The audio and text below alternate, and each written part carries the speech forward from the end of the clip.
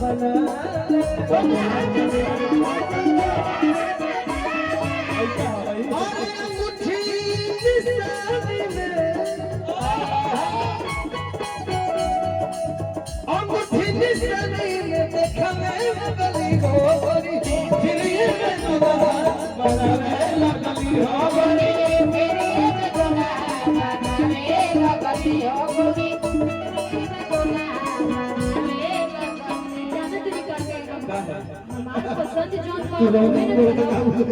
चंदन जी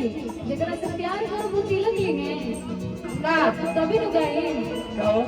जैसे सोचल रहनी जैसे सोचल रहनी वैसा दिया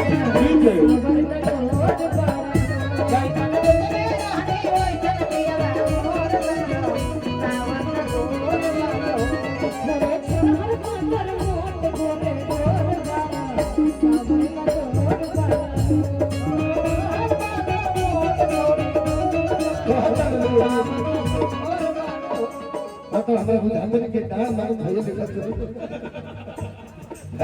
एगो लाइन कहानी का हो आपको भैया जल्दी कहो एक गोरी कावाना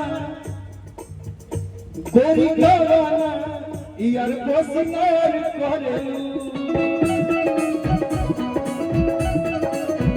एक गोरी कावाना यार को सिंगार करे गोरी कावाना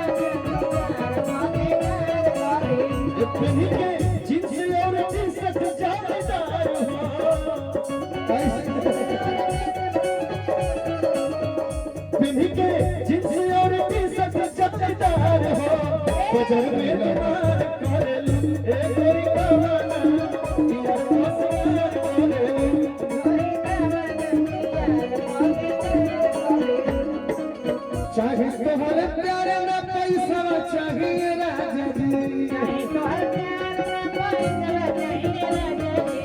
चाहिए हमारा तो गुदिया में लड़का चाहिए राजा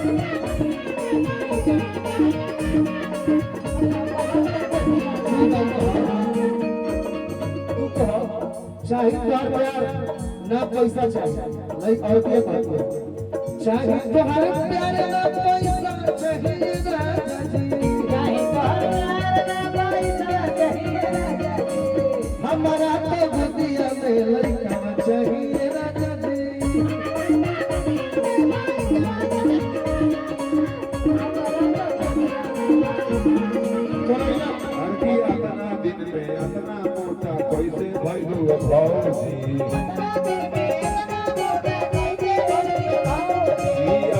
दिन में अपना मोटा कैसे भैलू भौजी बेटवा फूलल बेटवा भइल के तवा फूलल भौजी बेटवा फूलल